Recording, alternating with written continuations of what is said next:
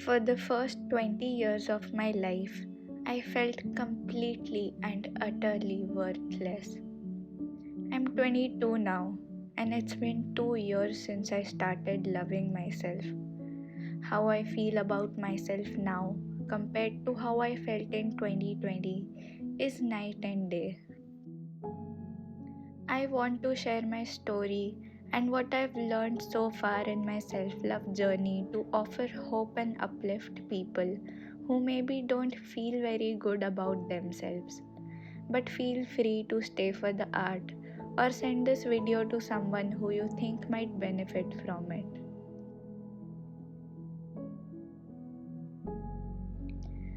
I have always been a slow person. In school, that meant constantly falling behind, which led to me not understanding subjects and eventually to getting bad grades. Add being a quiet person to the mix, and what you get is people constantly looking down on you. It gave people around me a free pass to be mean to me. And since everyone around me seemed to be disappointed in me, I thought maybe it is my fault. Maybe I'm just stupid. That's how it started. By the time I got out of school, me calling myself dumb in front of people who didn't know it yet was a defense mechanism. It helped me to get it out of the way before allowing anyone else to hurt me by saying it. However, it also backfired in the form of an unsaid agreement, which allowed people to step all over me. I was saying shitty things about myself, so why wouldn't others? Even when I didn't say shitty things about myself, people could sense I felt inferior and had a low self worth, which they benefited from by putting me down so that they could feel better about themselves. Of course, I didn't understand where it came from at the time. For years, I attracted toxic relationship dynamics. I didn't even register it as something bad. It was just normal for me. Having thoughts like, I will never get anywhere, I'm just a burden, I should just die, why am I so dumb, was normal for me. In 2020, I got into the most toxic relationship dynamic I had ever been in. I had never felt as worthless as that experience made me feel. Before that person entered my life, I was already feeling very empty from me feeling like a lost cause and my previous experiences. That experience, however, pushed me into the darkest depths possible, and by the time I got out of it, I still felt very hollow. I felt as if nothing mattered. I felt absolutely nothing besides a deep melancholy. One day, I was traveling somewhere in a bus. I looked outside the window and saw trees passing by. For a moment, I felt like my life was passing me by. Suddenly, out of nowhere, I had a thought. I'm not a bad person. Why am I so hard on myself? Although, after that day, nothing drastically changed. But looking back, I can tell that was the mindset shift that started changing me.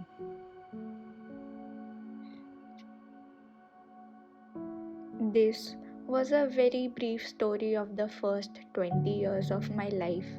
I have learned, changed, and grown so much the last 2 years. It's unbelievable. We all have different stories and emotional challenges. Your story might be more or less intense than mine, but it doesn't matter. The only thing that matters is that you have the power to change your story.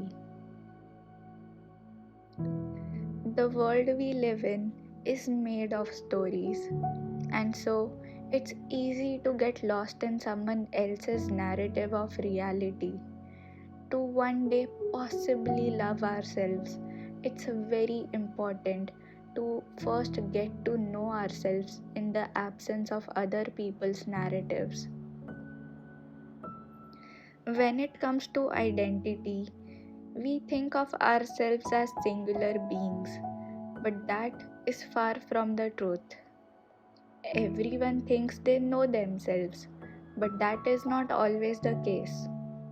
This belief comes from the fact that we are the one inside our own head, and if we didn't know ourselves, then who else would? But experiencing ourselves from the inside is different from knowing ourselves. So much of our identity is created by outside forces and unconscious behaviors. For example, in my case, I thought I was a stupid person because everyone around me thought so based on how I performed in school. And me believing and telling everyone I'm stupid was an unconscious behavior that stemmed from my fear of judgment. To really know ourselves, it's very important to either do it with a professional therapist or to be alone while doing so. Being alone doesn't necessarily mean you have to be still and meditate, although I have to admit it is very helpful. It can also look like you going for a walk by yourself or doing any activity alone which requires minimal thought. What you want to do in your own company is to get to the root cause of your limiting beliefs. For me, it looked like intentionally questioning my limiting beliefs.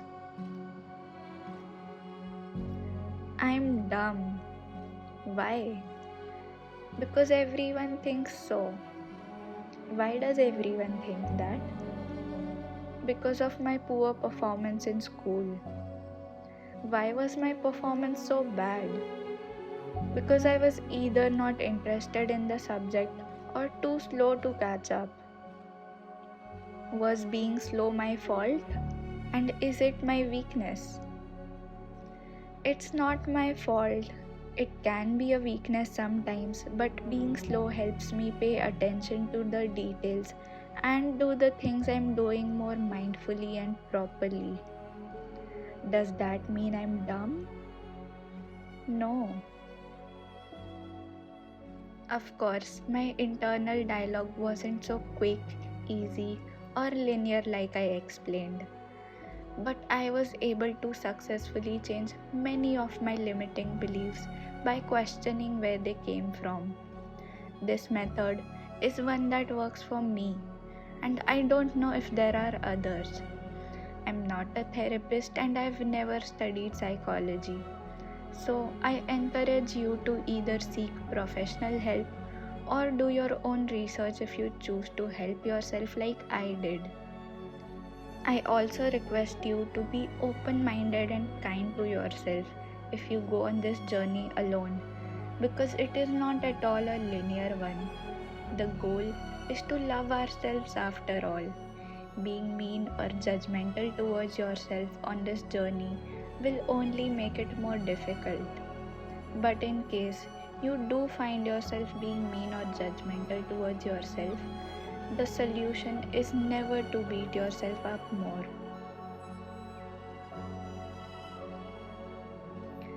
Just becoming aware of the roots of your limiting beliefs isn't enough to move forward. To change your limiting beliefs, it's very important to forgive yourself and the people who knowingly or unknowingly hurt you. But to reach forgiveness, it's very important to let yourself feel those strong feelings of anger, betrayal, grief, frustration, etc. Allow yourself to cry and blame. Bottling feelings only causes them to later burst in your face. So, you might as well move through them as they arise. Forgiving people who really hurt you, or even forgiving yourself, is not easy or linear. For a period of time, I blamed the world for my pain. But one thing that helped me move through it was trying to understand why people, or sometimes I, hurt myself. It's easier to empathize and hold compassion for the one who hurt you if you try to understand why they did what they did. One thing I realized is that no one is inherently a bad person. Everyone wants to feel like they're good and worthy of love. When people around someone makes them feel like they don't deserve to be loved, they start behaving in ways that start to make sense of how people are treating them externally, and they internalize it. Sometimes, even knowing why someone hurt you doesn't feel enough to forgive them. But the reason why it's so important to reach forgiveness is because when you're still blaming, you're still holding on to the pain that was inflicted. And how can you move forward if you're still holding on to the pain? Instead, you can look at the pain as a lesson. You can look back at your negative experiences as something you no longer want to experience. And the fact that you did means now you know what to avoid, look out for, or simply not allow. One more thing that you can do for yourself once you become aware of the origins of your limiting beliefs is to slowly start setting boundaries with people, yourself, or experiences that don't feel good or safe to you. Setting boundaries is very important in order to start trusting yourself. The more you look out for yourself, have your own back, and speak up for yourself, the easier it will become to form a loving and healthy relationship with yourself. When you're not used to having your own back or standing up for yourself, it can feel extremely uncomfortable and difficult to do so. I think it's because when your true self has been rejected so many times, we can develop a tendency to people please, to receive any amount of validation or acceptance we can externally. But once you start changing the narratives of your past, it becomes easier to validate yourself and not need it as much externally.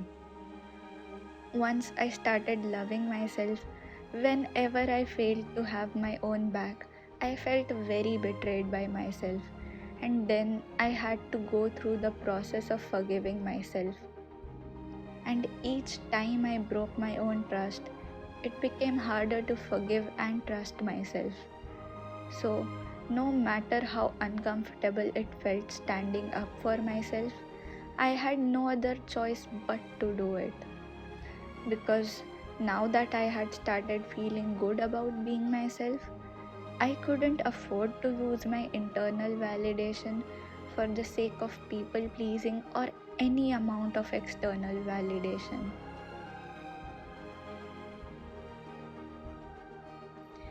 The journey to and of self love isn't an easy one. It requires a lot of patience, kindness, surrender, and compassion towards the self and others. The steps that I mentioned are not always linear, and at times it can feel like you are going backwards. However, if you keep moving forward with kindness and courage in your heart, I promise you will feel liberated and free.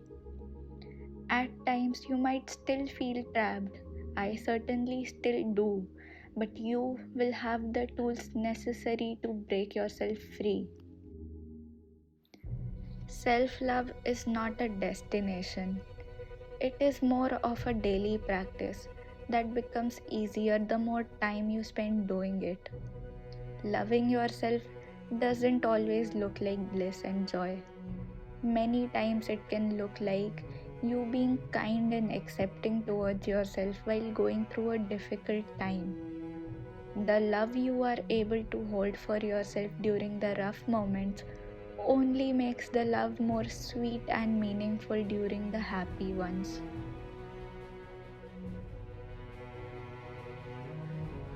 So, I'll ask myself this question again in front of you, which I thought I had the answer to in the past. What am I worth? Well, to be honest, I don't know how to measure worth because all the units that society has defined for us seem too superficial to me, and I haven't thought of one myself. But what I can tell you is I really love the way I choose to look at the world. I really love and appreciate myself for how much I've grown and broken through my limiting beliefs. And I really love how I'm able to hold and accept myself in times of joy as well as sorrow. I genuinely want what I have with myself for everyone in the world, even if it's not realistic. We are the only one who's literally going to be together forever with us, whatever forever means. Might as well love ourselves through this forever. Better late than never, right? So, that is all for this video. I really hope you enjoyed and or found this video helpful in any way, shape or form. Thank you so much for coming on this art trip with me, and I'll see you on the next one.